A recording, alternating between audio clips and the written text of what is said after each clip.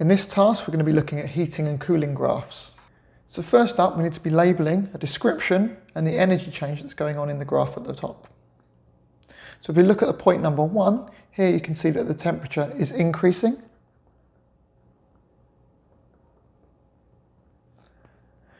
And the reason it's doing that is because the particles are gaining kinetic energy. At point 2, the temperature remains constant. Now, as we know, it's a heating graph, and there are 2 points where there are state changes. We know that this first one, therefore, must be melting. The energy change associated with the state change is in potential energy. 3, very similarly to 1, the temperature is increasing. Whenever the temperature increases, again, it's associated with an increase in the kinetic energy. At 4, again, another state change. We can see that because the temperature remains constant. As this is the hottest of the state changes, we know it will be going from a liquid to a gas, and therefore shows that it's boiling. State changes are associated with potential energy. And finally at 5, just like at 3, the temperature is increasing, and this is associated with kinetic energy. Okay, in the questions below here, we're going to be using the change in thermal energy equation, which is that the change in thermal energy equals the mass multiplied by the specific heat capacity multiplied by the temperature change. This first question is nice and simple, with all of our units being in standard units. So therefore we know that the change in thermal energy equals the mass, which is 2, multiplied by the specific heat capacity, 2000, multiplied by the temperature change. So it's going from 20 to 110, and the difference there is 90. So if we work that all out, we get 360,000. So our answer, 360,000. If it's energy, our units is going to be joules. In the second question, we're trying to work out the mass of the piece of lead, and the mass is over here. So we're going to need to rearrange this equation. So to rearrange this equation, we're going to need to bring these 2 parts to the other side. So how we'll do that is we'll get the change in thermal energy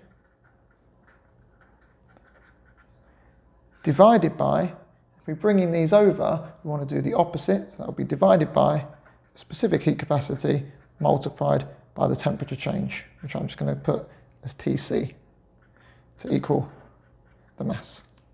So if we put our numbers into this equation, the change in thermal energy is 5,000 joules divided by the specific heat capacity of 126 multiplied by the temperature change from 20 to 250 is 230.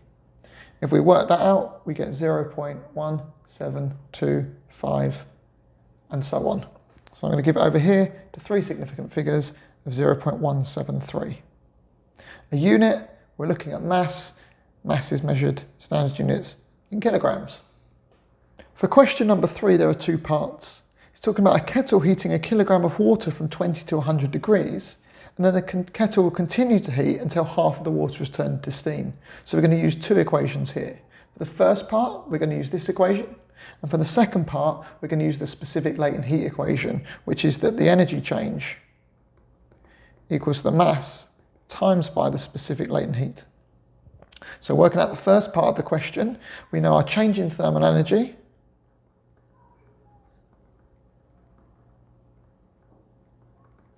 is equal to the mass, so the mass is 1 kilogram, multiplied by the specific heat capacity of water, which is 4,200, multiplied by the temperature change. So from 20 to 100, we're talking 80, and if we work that out, we get 336,000 joules. Once the water has reached 100 degrees Celsius and is boiling, it continues heating until half of the water is turned into steam. So the energy on this side will be the mass. Now it's half of the water, so half of 1 kilogram, which is 0.5, multiplied by the specific latent heat, which is 2,260. If we work that out, then we get 1,130 joules. So the total energy is obviously the sum of these two combined, and if we join those together we get 337,130 joules, which will be our answer, 337,130 joules. If we're confident with the first part, we can fill in here, and if we're confident on the questions, which did get a little bit tricky, we can fill in over here. Well done.